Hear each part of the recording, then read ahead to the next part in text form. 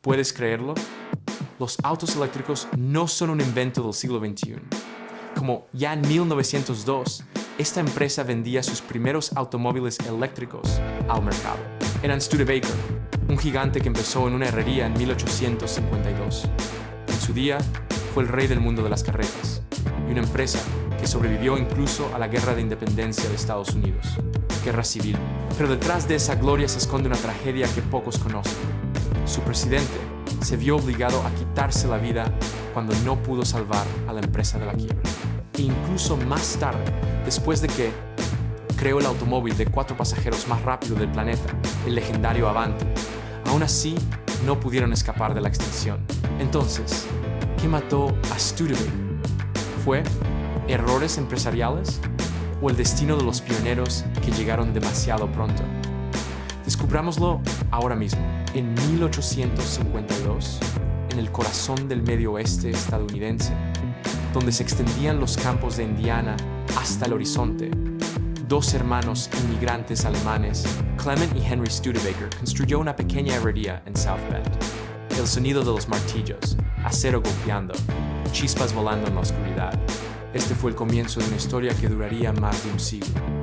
Pero fue el hermano menor, John Muller Studebaker, quien marcaría el punto de inflexión, cuando California estalló la fiebre del oro y John abandonó su hogar en busca de fortuna. No para extraer oro, sino para fabricar picos, palas y herramientas para los propios mineros. El dinero que trajo fue suficiente para comprar la parte de Henry, empujando a Studebaker a un capítulo completamente nuevo. De una herrería familiar, la empresa de fabricación Studebaker Brothers pasó a convertirse en el gigante del mundo de las carretas. Durante la Guerra Civil estadounidense, las carretas Studebaker rodaban junto a el Ejército de la Unión, duradero, confiable, se está convirtiendo en un símbolo de la independencia estadounidense, perseverancia. Y luego, a medida que el mundo comenzó a entrar en la era de la mecanización, a principios del siglo XX, Studebaker demostró una vez más su carácter pionero. En 1902, introdujeron sus primeros automóviles eléctricos. Desarrollado a partir de las bases de los vagones tradicionales, pero mecanizado de forma inteligente, el chasis siguió siendo una estructura de escalera de acero y madera, con ejes delantero y trasero macizos suspendidos por ballestas como un vagón, lo que permite a la empresa aprovechar las herramientas existentes y artesanía. El motor eléctrico estaba montado directamente debajo del asiento del pasajero. Era un motor de corriente continua que transmite potencia al eje trasero a través de transmisión por cadena o transmisión de engranajes simple, sin caja de cambios, de varias velocidades como los motores de gasolina posteriores coches. Todo el paquete de baterías de plomo, ácido, se colocó en la parte trasera, debajo del piso, que formaba una gran caja de batería que mantenía el centro de gravedad bajo, mientras colocando la mayor parte de la carga cerca del eje trasero motriz. La carrocería seguía a un carro, diseño de estilo, sin techo rígido. Muchas versiones en Fiating o Runabout con ruedas de radios y neumáticos de caucho macizo o de gran diámetro. El sistema no utilizaba un volante como lo harían los automóviles posteriores, sino un timón o la manija giraba para cambiar de dirección. La velocidad se controlaba mediante resistencia, pasos, cada paso corresponde a un voltaje y par específicos entregados al motor. La aceleración se producía en etapas claramente definidas. Esto fue un paso audaz, idea casi increíble en una América aún nublada por el polvo de los vagones en carreteras. En 1903, para transformarse de un imperio de carros a una empresa totalmente mecanizada, la empresa industrial Studebaker decidió firmar un acuerdo de asociación con la Garford Company de Ohio. Suministrará chasis para su primer vehículo propulsado por gasolina automóviles. Garford quería ir más allá y poner su propio nombre en el capó. Pero Studebaker comprendió el poder de la marca e hizo todo lo posible para mantener a su socio en un rol de proveedor, evitando que Garford de convertirse en un competidor directo. Fue una confrontación silenciosa, pero también la primera advertencia de una competencia aún más feroz. Para 1908, un nuevo nombre apareció: EMF. Fundada por 3 veteranos de la industria, Everett, Mesa y Flanders, tenían experiencia, fábricas y ambición, pero lo que les faltaba era una red de distribuidores. Studebaker vio la oportunidad y firmó un acuerdo de distribución, llevando los automóviles IMF a más de 4,000 concesionarios en todo Estados Unidos. Inicialmente se esperaba que la asociación creara una nueva fuerza fuera de los tres grandes. Pero IMF sufría un problema importante, de calidad inconsistente. El problema no era en el diseño, pero en procesos de fabricación mal controlados. El Detroit. La fábrica utiliza métodos de ensamblaje semi-artesanales con diferentes equipos de manejo, cada etapa sin una estandarización unificada, algo que Ford ya estaba empezando a hacer, implementar al mismo tiempo. Como resultado, los autos del mismo modelo podrían variar significativamente en detalles como la alineación del eje, el juego del varillaje de dirección o holgura de los cojinetes. Las cajas de engranajes IMF fueron criticadas con frecuencia por resbalarse de equipo, mientras que los sistemas eléctricos no eran confiables, lo que generaba dificultades, arranque o pérdida repentina del encendido. Además, muchos coches fueron entregados a concesionarios antes de ser terminadas correctamente. Algunas unidades ni siquiera tenían sus sistemas de frenos o motores completamente instalados o ajustados. Todo esto creó la reputación de arreglarlo todas las mañanas. Y, aunque solo el distribuidor Studebaker vio dañada también su propia reputación, Studebaker decidió actuar. Recortó el volumen de ventas y ejerció presión legal y acorraló a IMF. Para 1901, Studebaker adquirió la empresa por completo, renombrándola Studebaker Corporation. En 1913, Studebaker cerró oficialmente la era de las camionetas cuando dos modelos con la marca aparecieron en las calles de Estados Unidos. El primero fue el SA-25. La carrocería del SA-25 se fabricó en varias configuraciones, pero la mayoría eran coches de turismo de 4 puertas, sin ventanas laterales, con parabrisas dividido e interiores sencillos tapizados en cuero. El diseño fue optimizado para caminos de tierra estadounidenses de la época, fácil de reparar y de fácil acceso.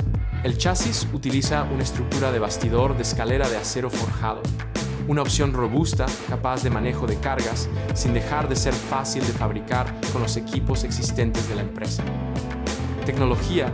El motor estaba montado en la parte delantera, un 4 cilindros en línea refrigerado por agua, unidad que transmite potencia al eje trasero a través de una caja de cambios manual de 3 velocidades y un eje de transmisión tubular. Un avance significativo respecto a los sistemas de transmisión por cadena, común entre los fabricantes más pequeños. La suspensión siguió utilizándose ballestas semi-olípticas, tanto delanteras como traseras, heredadas directamente de vagones Studebaker, pero refinados para velocidades más altas. Dirección de tornillo sin fin y sectorial. Proporcionó una respuesta estable, mientras que los frenos de tambor se montaron principalmente en las ruedas traseras, una disposición estándar para los automóviles de principios del siglo XX. Luego llegó el modelo I, considerado el paso audaz de Studebaker en el mundo de motores de 6 cilindros, una elección poco común en 1913, cuando la mayoría de los competidores seguían siendo fiel a los 4 cilindros para mantener bajos los costos. Este motor fue diseñado para funcionar más suavemente, reduce la vibración y permite que el automóvil mantenga velocidades de crucero más altas en terrenos aún accidentados, carreteras nacionales de la época. Un sistema de lubricación circulante mejorado ayudó. El motor resiste el sobrecalentamiento mejor que muchos contemporáneos, mientras que el tanque de combustible montado en la parte trasera alimentaba el carburador a través de una línea de presión simple pero estable. Una caja de cambios de 3 velocidades, combinado con un embrague de fricción seca, los cambios de marcha fueron más fáciles de controlar. Bueno, adecuado para conductores que están en transición de vehículos tirados por caballos a automóviles. El marco siguió siendo un diseño de escalera tradicional, pero se reforzó a lo largo de los rieles longitudinales para soportar mejor el peso, fuerzas generadas por el motor más grande. Los estilos de carrocería incluían turismo y cerrado, versiones sedán con espejos laterales montados con abrazadera en el parabrisas de una sola pieza, y faros incandescentes fijados directamente al travesaño delantero. En 1915, cuando Albert Russell Erskine se convirtió en presidente, Studebaker comenzó a cambiar con la fuerza de un fuerte viento. Reorganizó la estructura financiera, estandarizó cada etapa de producción y amplió la red de distribuidores, una escala que la compañía nunca había visto antes. La visión de Erskine transformó a Studebaker en una marca nacional que no solo vende coches, sino que transmite un estilo de vida basado en el refinamiento y la confianza. Un punto de inflexión importante llegó en 1927, cuando Studebaker completó su jerarquía de productos. La línea Dictator se posicionó como la opción estándar, mientras que el Comandante se centró en los conductores que buscan fuerza y larga distancia, durabilidad a distancia. En la cima se sentó el Presidente, un modelo en el que Studebaker vertió toda su ingeniería y elegancia con el objetivo de estar al lado de cualquier marca prestigiosa del mercado. Estos nombres hicieron más que diferenciaron productos. Establecieron una identidad de marca clara durante la era dorada, era de la industria automotriz estadounidense. La ambición de Erskine no se detuvo ahí. En el 1928 impulsó a Studebaker al segmento de ultra lujo al adquirir Pierce Arrow, un nombre legendario conocido por sus elegantes automóviles y faros, montado directamente en los guardabarros delanteros, un diseño que se reconoce al instante como un marca de estatus. Los enormes motores de Pierce Arrow, que superaban los 13 5L, reflejaban la determinación de Studebaker de estar a la par de la élite, no solo en ventas, sino también en prestigio de ingeniería.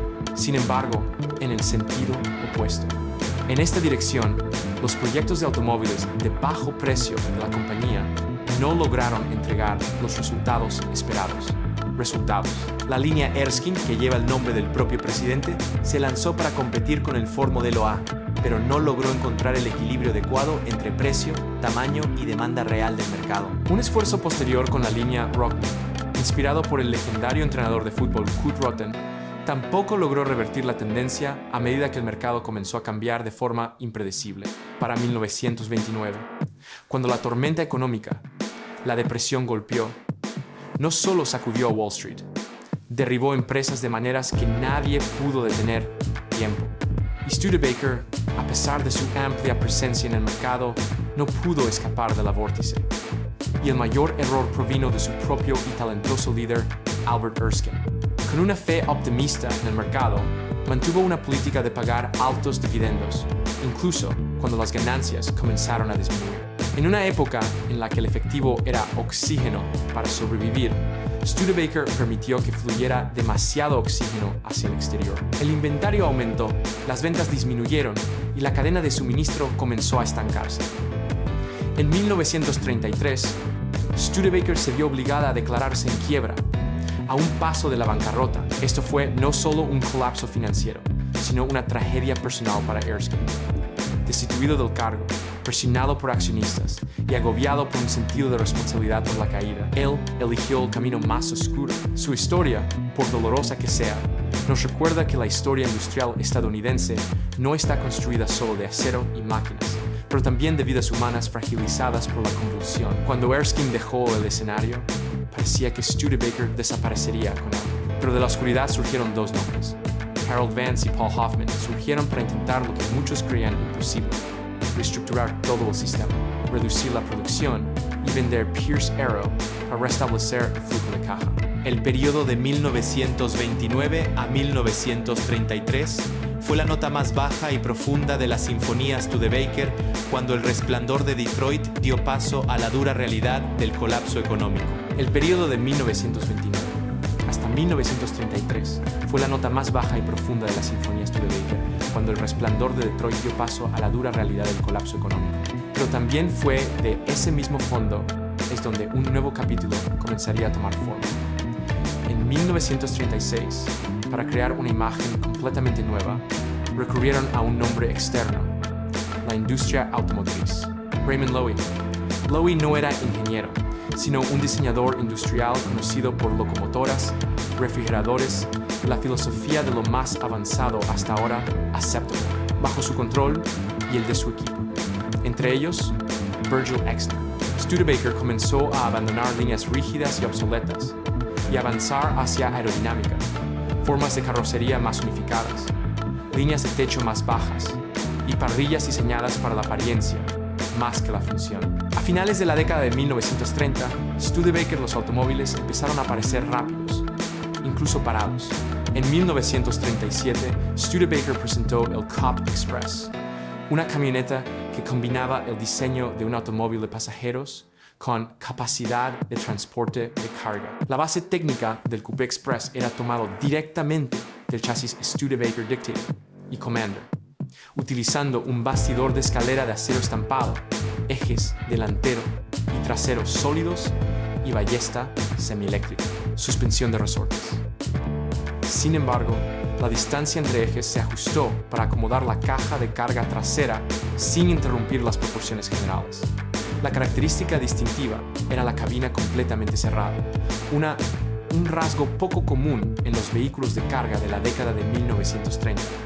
La cabina estaba marcada como una sola unidad, con puertas de acero, un parabrisas suavemente curvado y una línea de techo más baja que camiones convencionales, creando una posición de asiento más cercana a la de un pasajero coche.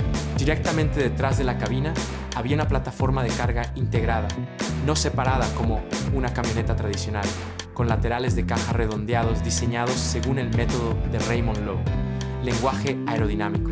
La caja no enfatizaba la carga útil máxima, sino se priorizó la estética, la continuidad y la rigidez de la carrocería.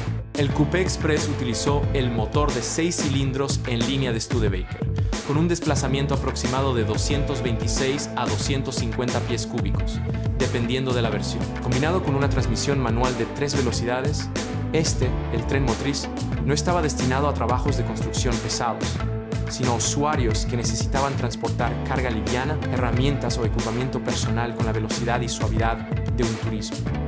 Pero cuando la Segunda Guerra Mundial estalló entre 1942 y 1945, Studebaker detuvo por completo la producción de automóviles civiles.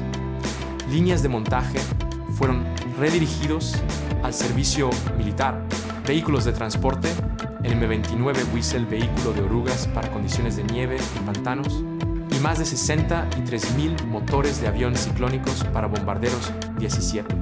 La fábrica ya no producía a sueños personales, pero sirvieron al esfuerzo de supervivencia de toda una nación. Cuando la guerra, en 1947, Studebaker tomó una decisión audaz. Se convirtieron en la primera empresa estadounidense. El fabricante de automóviles presentará un automóvil de posguerra completamente nuevo, no una versión actualizada de un diseño anterior a 1942. El eslogan, el primero con diferencia en un coche de posguerra, no era vacío, publicidad, por una verdad poco común en Detroit en esa época. La posguerra de Studebaker. Los diseños continúan llevando la impronta de Raymond Loewy con formas corporales unificadas, lados lisos, líneas de techo más bajas y parabrisas curvos. Estos coches ya no tenían la tosca apariencia mecánica de la década de 1930, pero comenzó a reflejar la velocidad, el movimiento y el optimismo de la posguerra estadounidense. Sin embargo, dentro de ese éxito, hizo que el conflicto comenzara a crecer.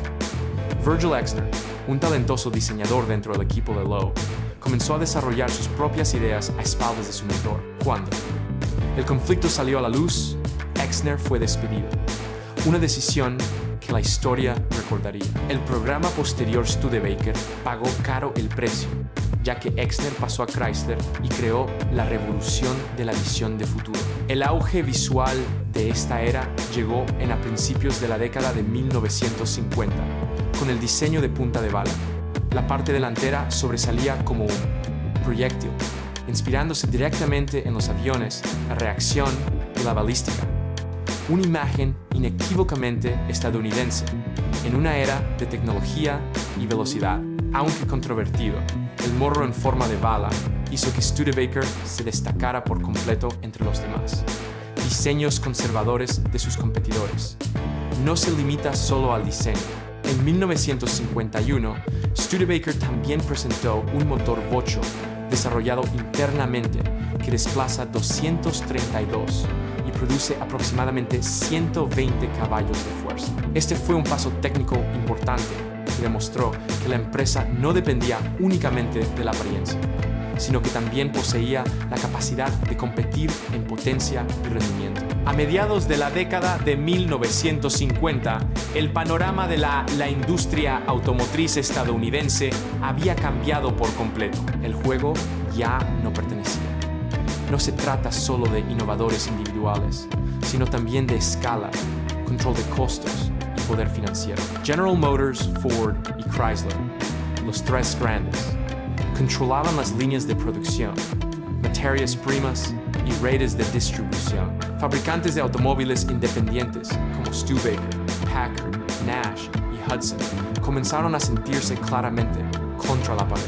En ese contexto, en 1954, Packard adquirió Studebaker con la expectativa de formar una alianza lo suficientemente fuerte como para desafiar a los tres grandes.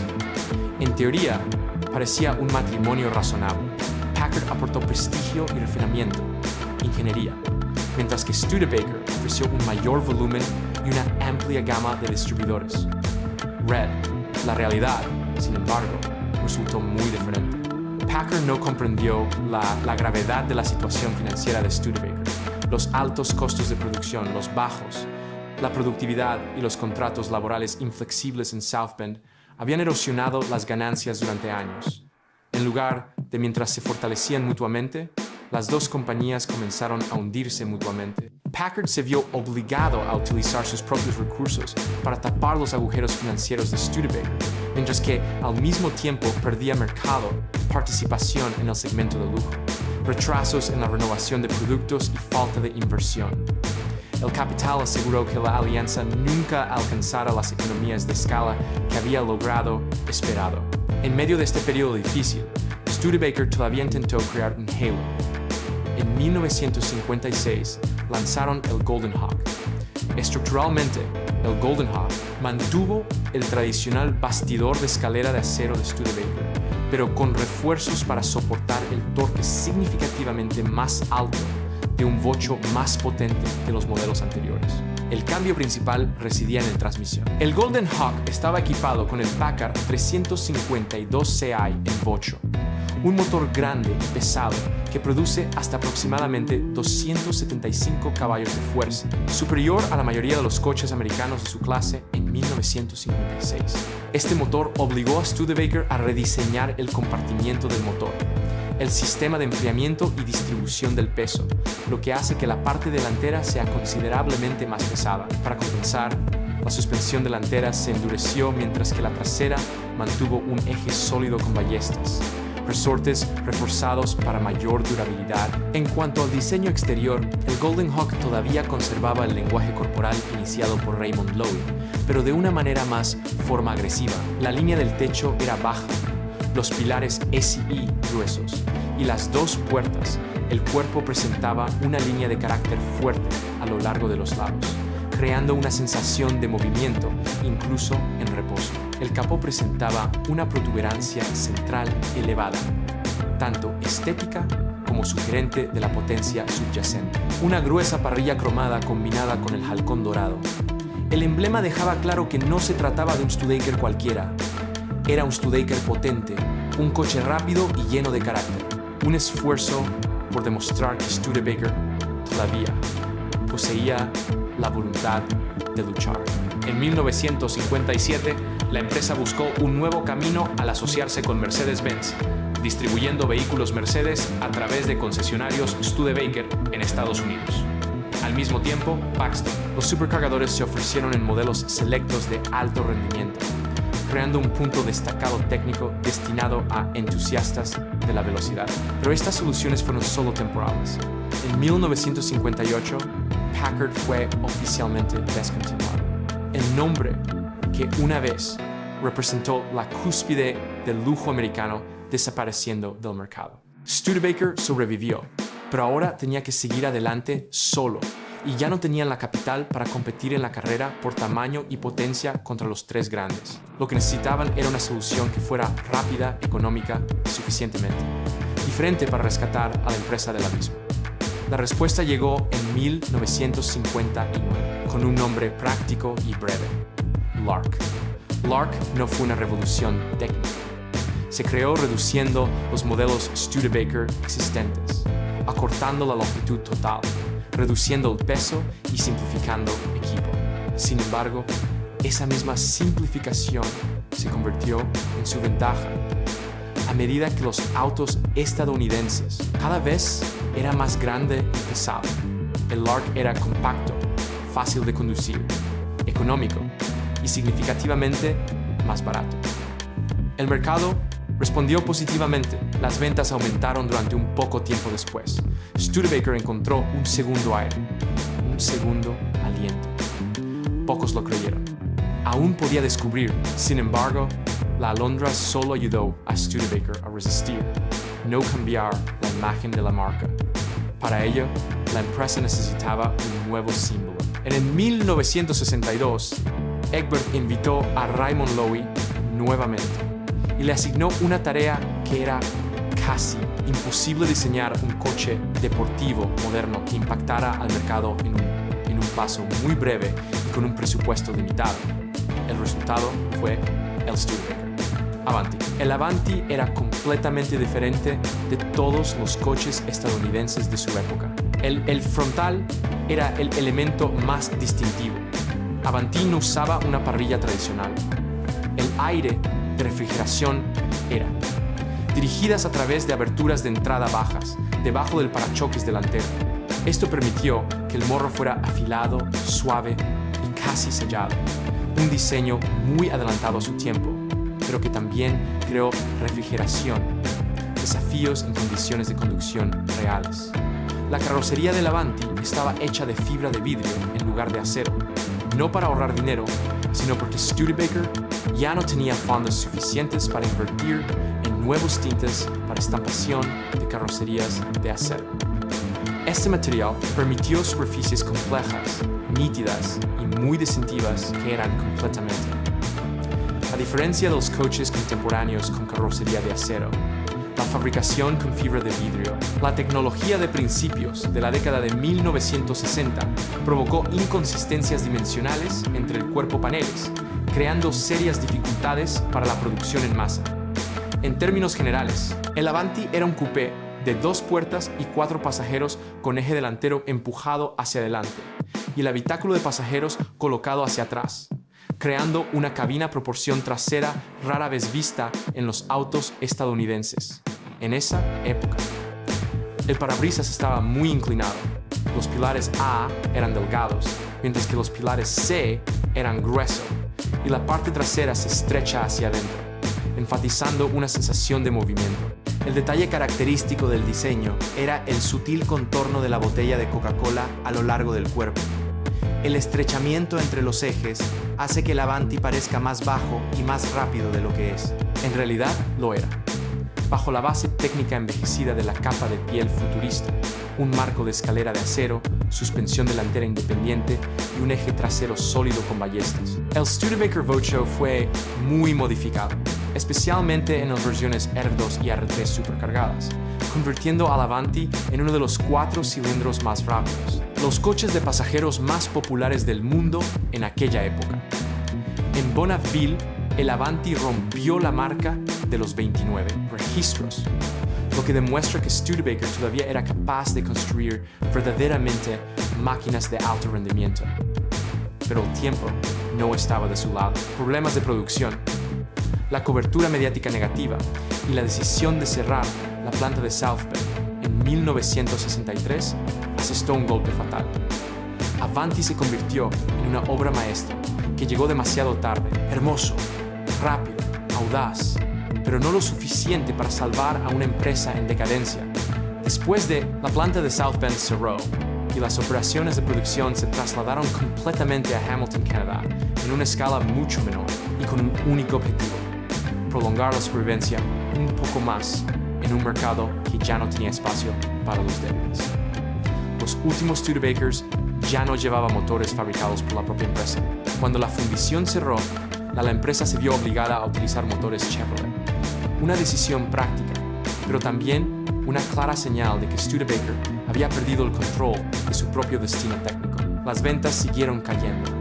La producción anual oscilaba entre aproximadamente 2.000 y menos de 10.000 automóviles, cuando el punto de equilibrio exigía al menos 20, 0,000 unidades. Esas cifras ya no estaban abiertas a debate, solo a la espera de una conclusión. En el 1966, Studebaker se retiró oficialmente de la industria automotriz. No hubo una quiebra dramática ni una gran declaración. Solo un nombre que se fue silenciosamente. El escenario después de más de un siglo de existencia. Concesionarios que una vez vendieron los Studebakers se convirtieron para distribuir Mercedes-Benz. Una amarga ironía, ya que aquellos, las salas de exposición, ahora exhibían productos de un mundo industrial completamente diferente. Pero Studebaker no desapareció por completo. Avanti, el último modelo audaz de la compañía, creación, tuvo sus derechos vendidos y continuó siendo construida a mano durante décadas bajo el nombre de Avanti Isuzu. Sobrevivió como una brasa, pequeña pero perdurable. Un recordatorio de que Studebaker una vez se atrevió a pensar diferente, actuar de manera diferente, incluso cuando el tiempo y el mercado no estaban de su lado. Si la historia de Studebaker trae de vuelta el olor de la gasolina vieja, el lento rugido de un motor y una época en la que Estados Unidos todavía creía en la artesanía del acero y el personaje presiona como para aferrarse a ese recuerdo. Suscríbete al canal para podemos seguir abriendo rollos de película cubiertos de polvo en los garajes de Detroit, donde cada coche tiene alma propia. Y si alguna vez condujiste uno, soñaste con uno o simplemente te quedaste parado y vi un Studebaker rodando por la calle y dejé un comentario. La historia sobrevive porque todavía hay gente. ¿Quién lo recuerda? Nos vemos de nuevo.